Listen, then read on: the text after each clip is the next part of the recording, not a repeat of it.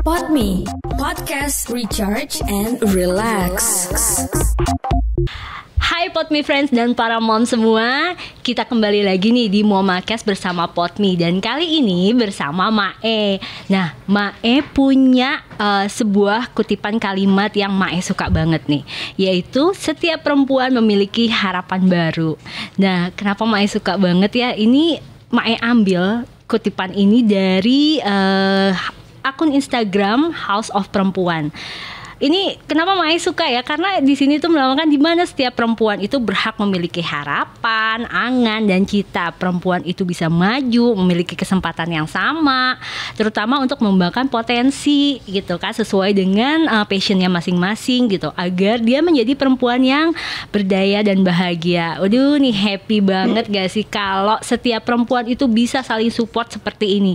Sama halnya seperti yang komunitas satu ini. Jadi House of Perempuan itu adalah sebuah komunitas yang bisa disingkat dengan Hope. Dan kali ini kita akan ngobrol langsung sama foundernya. Penasaran kan pasti? Komunitasnya positif vibes banget nih kelihatan nih. Foundernya itu seperti apa gitu, dan sebenarnya House of Perempuan itu apa gitu ya. Jadi kita langsung tanya aja nih, ada Mbak Nadia. Halo, hai Mae. Hai, aduh gila. Ini aku tuh happy banget nih. Aku pun ini tuh bener-bener makasih banget ya sama Mom Academy ini, akhirnya kita diundang ke sini. Aku dikasih kesempatan buat mengenalkan nanti House of Perempuan itu apa. Jadi makin menebarkan inspirasi ya ke banyak orang ya. Jadi Mbak Nadia, boleh dong diceritain ini kegiatannya nih apa sih gitu? Oke, aku sendiri. Oke, aku sebenarnya hari-hari itu aku ibu dari satu anak. Terus habis itu aku di daily basisnya aku jualan roti. Wow. Aku jualan roti. Jadi kita punya toko di Pondok Indah Mall 3. Aku di situ handle marketingnya. Nah, tapi di sela-sela kesibukan aku dan sahabat-sahabatku itu kita punya yayasan, yaitu House of Perempuan gitu. Ini jadi dia berbentuk yayasan ya. Yayasan. Ini udah berapa tahun sih Mbak Nadia? Tahun ini tahun ke-10 ternyata.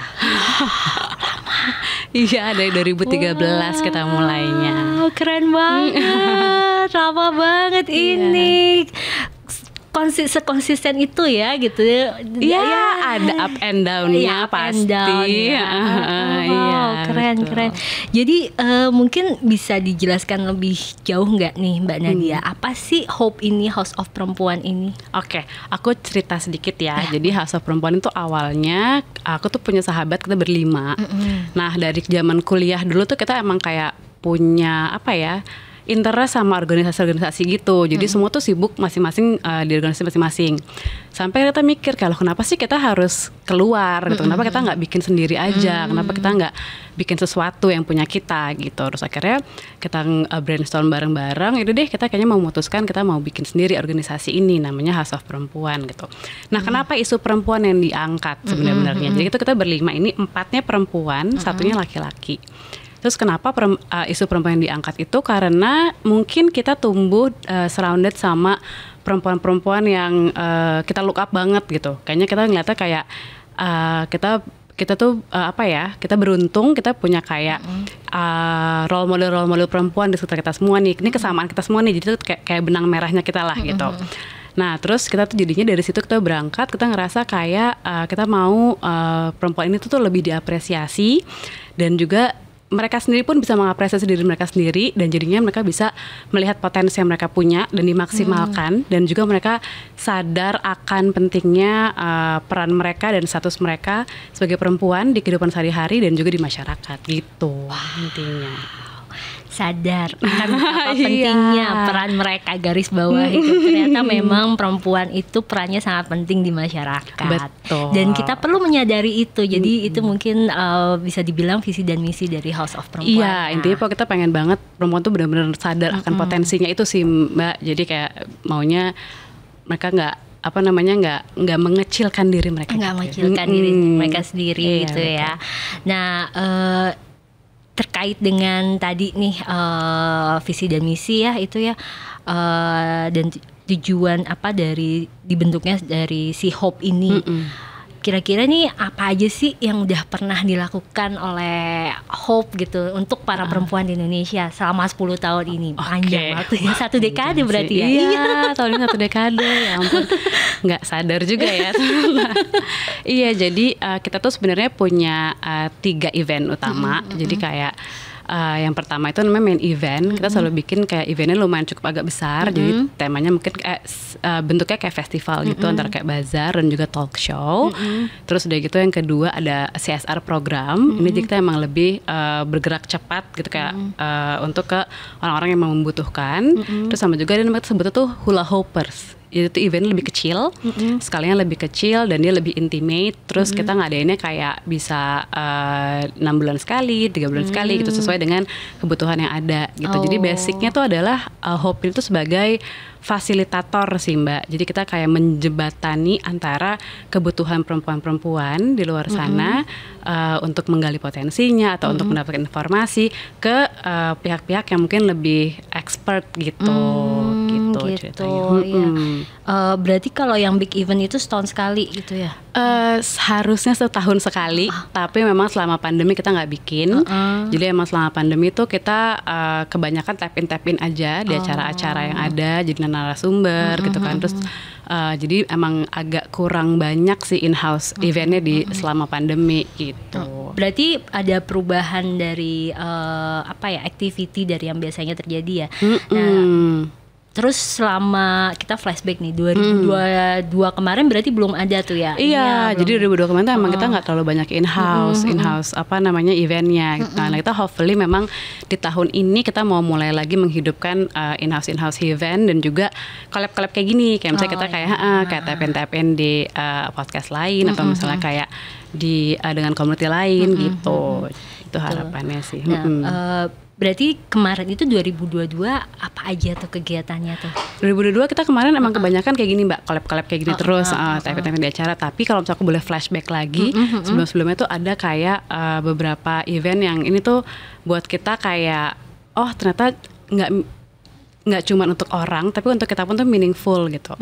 Ini misalnya kayak waktu itu tuh kita pernah ngadain, jadi ada di Keranggan di Bekasi, itu ada ibu-ibu majelis taklim yang mereka tuh kayak willingly untuk ngurus anak-anak di yatim piatu di situ. Jadi mereka benar-benar volunteer gitu untuk mereka tuh ngurusin anak yatim piatu ini gitu. Nah terus abis itu kita nge-capture itu, kita lihat ada ibu-ibu ini, terus kita tanya, nah kira-kira kita mikir kayak kita kayak bisa deh ngelakuin sesuatu buat mereka.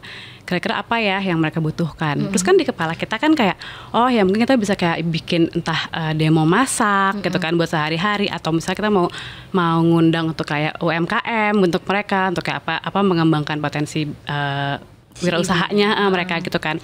Tapi kita mikir, kita nggak bisa one sided mikir, mereka butuhnya A, tanpa kita diskusi sama mereka kan. Karena kita diskusi sama mereka, yang surprisingly yang mereka butuhkan adalah tentang penyuluhan seksual dan kesehatan reproduksi. Itu kan kayak di luar dari yang kita anggap, ternyata itu masih dianggap penting isu itu. Mereka ternyata, kenapa? Pas aku tanya kenapa kok mintanya ini, terus dia bilang iya soalnya kita nggak tahu selama ini aksesnya tuh kemana. Terus kayak misalnya kayak misalnya udah punya suami, mereka kayak aku bingung nih caranya di rumah tangga menghidupkan itu kembali gimana, ibu-ibunya tuh gitu, the fire burning gitu. Terus kayak misalnya aku punya anak remaja gitu, terus habis itu kayak tentang siklusnya dia dan segala macam tuh kemana gitu kan. Terus karena selama ini kan mungkin yang dia pikir antara mahal atau nggak tahu harus apa gitu kan. Akhirnya kita waktu itu kerjasama sama ada salah satu klinik untuk reproduksi. Nah kita menghadirkan mereka datang ke tempatnya ibu-ibu ini untuk memberikan penyuluhan gitu. Selain itu juga kita ada kayak kemarin selama pandemi juga kita aktif untuk galang donasi. Terus kita fokusin kayak misalnya kalau bencana-bencana juga kita akan melakukan sesuatu, bergerak gitu. Terutama yang kita fokuskan untuk anak-anak dan juga untuk perempuan. Jadi misalnya kayak kita supply-nya pembalut misalnya, atau misalnya kayak baju untuk perempuan, terus kayak popok segala macam kayak gitu-gitu. Itu yang justru malah sering nggak kepikiran kayak jadi pembalut, pakaian dalam. Betul, kan kayak waktu pas ada tsunami waktu itu kan juga yang Sulawesi itu ya. Nah itu tuh kita tuh ke situ gitu arahnya. Jadi kita emang kayak lebih concernnya selalu di perempuan dan juga anak-anak gitu. Berarti kalau tadi kita ngobrol itu skupnya cukup luas juga ya. Iya. Maksudnya, mulai tadinya kepikiran untuk ke UMKM, tiba-tiba langsung ke kesehatan gitu. Oke. Berarti memang luas banget gitu. Iya. Ini tuh sebenarnya berangkatnya dari gini, kita kan berlima. Nah, kita tuh mau mencakupnya itu adalah 5 orang ini tuh dari background yang berbeda dengan interest yang berbeda. Nah, jadi kita angkatnya dari situ. Nah, jadi House of Perempuan ini kita tuh menjebatani untuk 5 pilar, yaitu adalah yang potensi diri dan juga self confidence utamanya. Terus udah gitu pendidikan, terus dunia usaha, beauty and health, sama seni dan budaya gitu. Jadi beauty and health, seni dan budaya, pendidikan, dunia usaha, wirausaha, sama potensi diri juga self confidence. Oke, ini nice banget 5 pilar ya. Bener-bener itu empowering woman banget. Semoga ya. Berarti nih dari 10 tahun ya, berarti kan 1 dekade lama. Itu ada yang kegiatan yang memang bener gong banget gak sih selama 10 tahun itu gitu? Yang itu tuh yang kita pernah bikin festival The True Beauty itu sih. Kita pernah bikin itu waktu di Kemang Village. Itu kita jadi memang 4 hari itu tuh kita bikinnya bazar dan juga talk show nonstop. Nah, talk show-nya itu benar-benar ngebahas semua 5 pilar ini. Gitu. Jadi ini kayak, dan itu tuh selama 4 hari itu. Iya, itu 4 tahun hari berapa full. itu, Mbak? Itu 2016 kayaknya ya. 2016. Itu tuh juga kita setelah acara kita tuh sebagian besar dari profit itu semua kita sumbangkan ke Yayasan Kanker CISC gitu. Gitu. Itu yang benar-benar kayak gongnya banget ya selama si Hope ini berjalan 10 tahun ini gitu. Sama ada juga sih tahun 2019 itu tuh kita agak lumayan, itu tuh mungkin gaungnya nggak besar dan gongnya juga nggak besar, tapi buat kita tuh itu lumayan, ini acaranya manis gitu menurut kita ya. Gitu tuh karena kita tuh waktu itu bikin sama salah satu clothing line, clothing label gitu. Kita bikin fashion show dan juga kayak make up gitu, untuk kayak latihan make up gitu untuk kaum disable, untuk perempuan-perempuan disable gitu. Jadi mereka fashion show di situ. Terus habis itu kayak kita pun juga kayak nyawa interpreter gitu buat kayak orang-orang yang membutuhkan gitu kan. Terus habis itu jadi mereka kan kayak mereka ngerasa feedbacknya setelah itu sih kita yang kayak bikin menyentuh banget, kayak benar-benar mereka nggak pernah kepikiran akan ada event untuk beauty dan juga kayak fashion untuk mereka gitu. Jadi gitu waktu itu tuh bikinnya di Plaza Indonesia gitu. Nah itu pasti benar-benar mereka tuh kayak buat aktualisasi diri banget. Benar, sebenarnya kita kan mau menaikkan itu kan, mau menaikkan self confidence-nya itu gitu, bahwa waktu itu juga kita ngangkat temanya adalah wearable. Jadi sebenarnya wearable baju tapi juga we are able gitu. Jadi itu tuh event itu lumayan ini sih 2019. Iya, itu 2019. Aku penasaran banget itu yang 2019, kayaknya seru banget itu. Iya. Itu menyenangkan. Iya, ya ampun, denger deskripsi eventnya aja tuh kayak wow. Wearable. Yes, nice banget itu. Yes, bener, manis banget itu aja.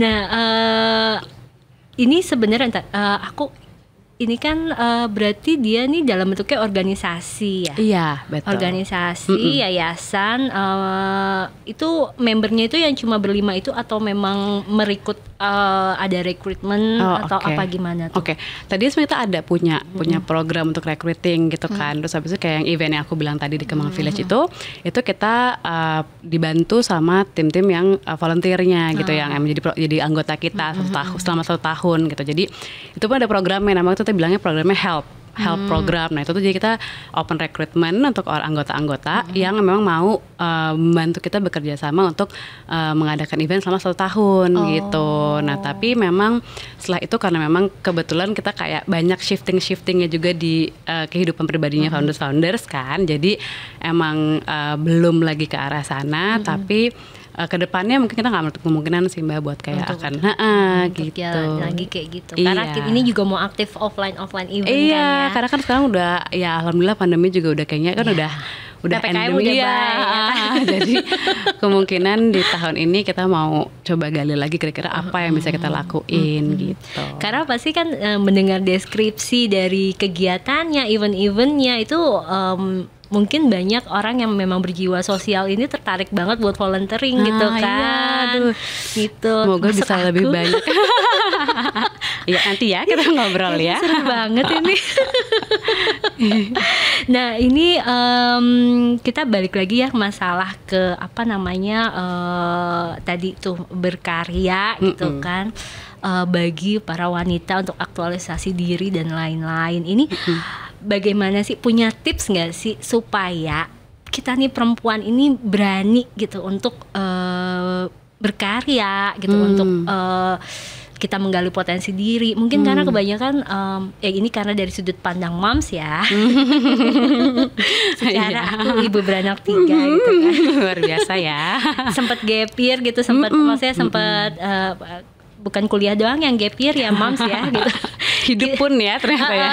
Iya maksudnya kita kan waktu dari anak aku yang pertama sampai ya aku tuh baru akhirnya beraktivitas lagi untuk ya ini ya, untuk kayak sekarang itu pun juga switch career gitu ya. Ya jadi itu setelah anak ketiga. Berarti selingnya berapa tahun? Anakku yang pertama itu 8 tahun, anakku yang ketiga ini 2 tahun. Berarti cukup jauh ya gitu. Itu memberanikan diri untuk melangkahnya juga agak-agak gimana gitu. Nah ini mungkin ada tips nggak nih dari Mam Nadia gitu bagi para moms, gimana caranya untuk berani nih untuk melangkah kita untuk bisa berkarya, aktualisasi diri gitu dan menggali potensi diri itu, punya tips khusus nggak nih? Itu gap year kayaknya terjadi hampir di semua moms ya. Aku pun anaknya baru 1 tapi udah ngerasain. Terus tiba-tiba jualan roti ya kan itu juga udah itu udah shift banget dari aku sebelumnya kerjanya tuh di industrinya ICT, telecommunication dan IT. Jadi kayak sama jauh juga. Jauh kan, lumayan. Gitu. Jauh. Iya sama aku juga jauh banget. Iya. Jadi emang aku sih sebenarnya kalau mantraku yang utama tuh adalah itu setelah jadi ibu ya. Ini beda jadinya. Kan setelah aku jadi ibu tuh mantraku adalah kayak one thing at a time. Jadi kayak nafas dulu. Biarin dulu prosesnya terjadi. Kayak kita ada yang bilang kita nggak bisa, we can't have it all. We can actually, tapi satu-satu gitu. Jadi kayak emang pas masanya lagi jadi baru melahirkan, semua juga adjusting, badannya aja masih adjust kan, secara biologis juga kita adjust, semuanya adjust. Ya udah nikmatin dulu proses itu, tapi jangan lupa untuk terus itu. Kalau bahasa Sundanya eling Mbak, jadi kayak sadar diri ya. Itu kalau sekarang mungkin kerennya consciousness itu lah. Jadi kita eling, kita lihat dulu nih kira-kira apa sih sebenarnya setiap hari day to day-nya tuh kita Melekin tadi itu di awal bahwa kita harus mengapresiasi diri kita setiap harinya gitu. Setiap harinya tuh apa yang kita bisa apresiasi dari diri kita itu di hari itu gitu. Nah, kan kalau kita udah kebiasaan untuk mengapresiasi diri kita sendiri, pasti lama-kelamaan kita akan muncul namanya self confidence itu. Ya kan? Nah, self confidence muncul, pasti muncul tuh, oh aku tahu kelebihanku di yang mana. Terus kayak kekuatanku yang di sebelah mana. Itu kan pasti kan akan mulai kerasa kan mana yang buat kita tuh kayaknya kita kok bahagia ngelakuinnya dan kita bisa gitu. Nah, setelah itu udah lakukan dengan konsisten intinya gitu. Aku tuh happy banget. Ini positive vibes-nya tuh berasa banget. Ada Ami. Mam, jadi mulailah dari apresiasi diri sendiri. Setelah itu nanti akan timbul kepercayaan diri, ya kan? Nanti kita bisa gali potensi kita, kita bisa tahu sebenarnya kita kelebihannya ada di mana, digali lebih lanjut dan konsisten untuk melakukan itu. Seperti itu. Jadi intinya jangan takut untuk melangkah dulu sih ya. Iya benar. Dan jangan takut untuk berharap. Gitu, ya. selalu punya harapan. Iya, hope. Panggilannya aja hopers kan kalau di Instagramnya ya. Gitu. Jadi dan itu tadi ya, slow down gitu. Iya. Kita nikmatin proses intinya. Betul, nafas. Menikmati proses, jangan buru-buru. Proses itu ini kok, apa ya namanya? Kadang mungkin kalau kita nggak sabar, aduh lama banget gitu. Padahal itu kalau kita nikmati ternyata itu berharga banget. Iya, bener. Banyak banget yang bisa diambil kan pasti. Gitu. Aku pun ada kok fasenya kayak pas punya anak terus ada gap year itu terus kayak ngerasa, aduh aku nggak produktif, aduh aku tumpul deh rasanya gitu. Tapi ternyata kan pas setelah itu lewat yang kita pelajarin banyak banget dari gap year itu gitu. Banyak banget. Mungkin ini aku tuh pernah ada satu konten ya, tapi aku lupa ini kreatornya siapa gitu. Jadi dia bilang gini, yang ngekos di perantauan, coba deh sekali-sekali kalau berangkat kerja jalan kaki, dia bilang gitu. Kenapa? Karena kita bisa slow down hidup. Di situ kamu akan bisa lihat sekeliling yang biasanya kamu nggak lihat dari kalau kamu naik motor atau mobil gitu. Entah ternyata ada bapak-bapak jalan, ternyata ada bapak-bapak jalan setiap pagi di sini, atau ada ibu nyuapin anak di sini gitu. Ya itu, balik lagi kita slow down ya dari situ, menikmati dari segala memang yang berseliweran di hidup kita, termasuk fase yang memang badan kita, ya bukan badan doang, mental kita untuk resting dulu gitu.